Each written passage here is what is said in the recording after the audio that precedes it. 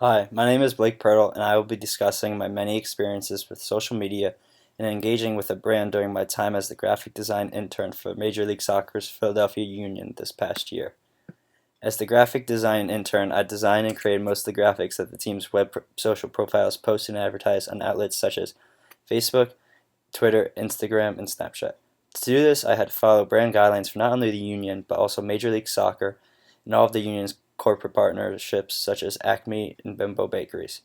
Regarding the 10 laws of social media marketing, first, the law of listening. During my time with the Union, I observed how the social media team would interact with fans' comments on platforms like Twitter, either providing useful information to a fan or engaging in playful banter with opposing fans who are trolling the team's account. Second, the law of focus. The focus for the Philadelphia Union was to promote an exciting product on the field that will draw consumers to the stadium in Chester to watch a Union game in person. The team sticks to the same genre of posts so as to not be hectic with their posts and be all over the board. Third, the law of quality. To ensure that the Union retain a quality engagement with their fans and social audience, they will do social campaigns involving fans posting photos and videos of themselves in order to win prizes. They also engage fans with polls and interesting graphics on their social accounts.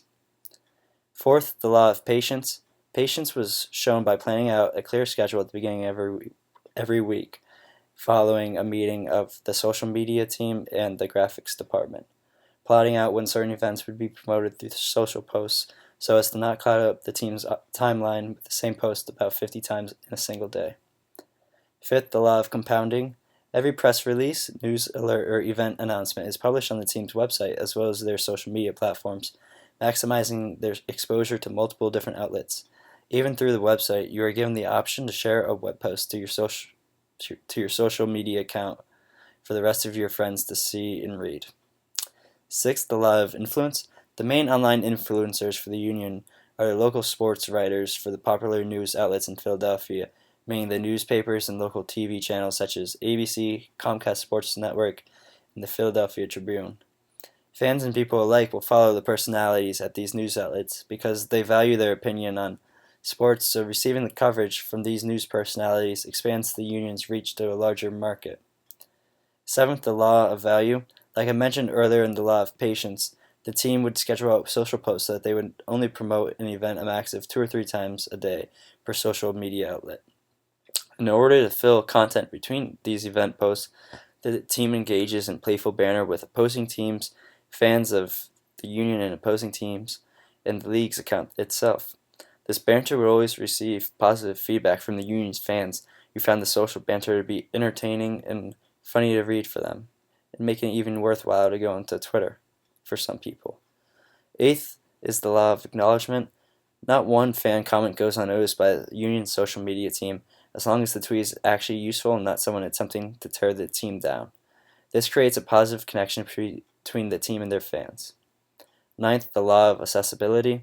Just like I have discussed with multiple of the other laws of marketing, the Union provide accessibility to their content by spacing out their social posts.